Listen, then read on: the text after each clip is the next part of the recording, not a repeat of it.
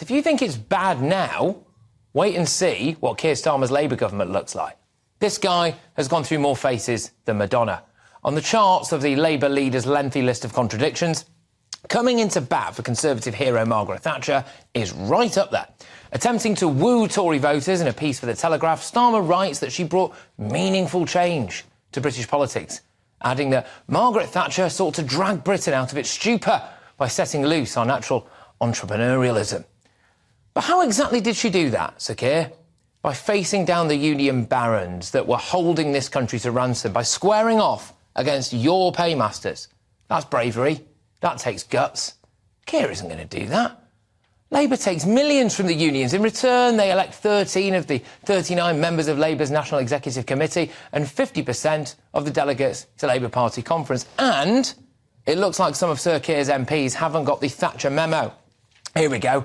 Pictures have emerged of Labour MPs attending a glitzy Christmas bash with rail union bosses, the same posse imposing strike chaos on the rest of us throughout the week. And there was no ambiguity as to why they were there. Backbencher Kate Osborne posted on social media, get this, "Great to be with ASLEF union comrades in a wonderfully Christmas venue and solidarity to those taking strike action today."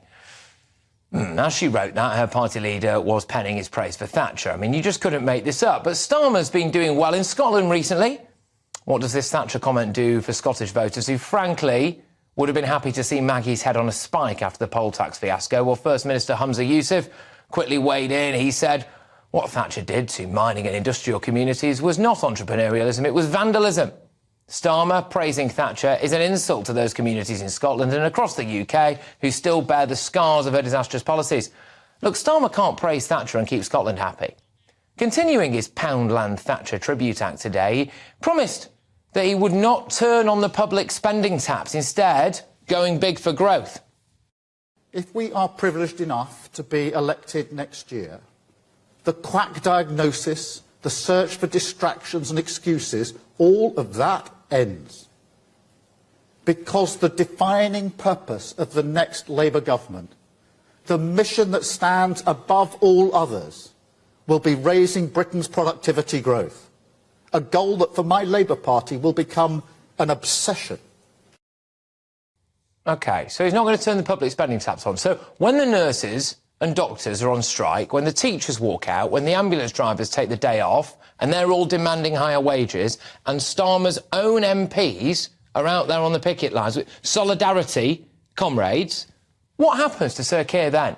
What happens to the Labour Party then? He'll have to either turn the spending taps on, tax will go up even more, or he'll face internal revolt. He would be ripped apart. Talking of internal revolts, Labour will be massively split on foreign policy. If Keir Starmer was Prime Minister now, a whole swathe of the Labour cabinet ministers and backbench MPs would have been sacked or lost the whip over his refusal to call for a ceasefire. Indeed, Starmer is so out of tune with his base that Anas Sarwar has been forced into singing from a different hymn sheet. Last month, the Scottish Labour leader slammed his boss for having hurt, quotes, hurt Muslim communities with some of his comments about Israel's action in Gaza. Oh, and because it can never be highlighted enough times, this is the guy that he tried to install into Downing Street. You're also political in the sense that you're quite rightly speaking out against what's happening in Gaza at the present time. Let's not kid ourselves and say that this started on October 7th. No, of course. A lot of people believe that this all started on October 7th because of the resistance or whatever.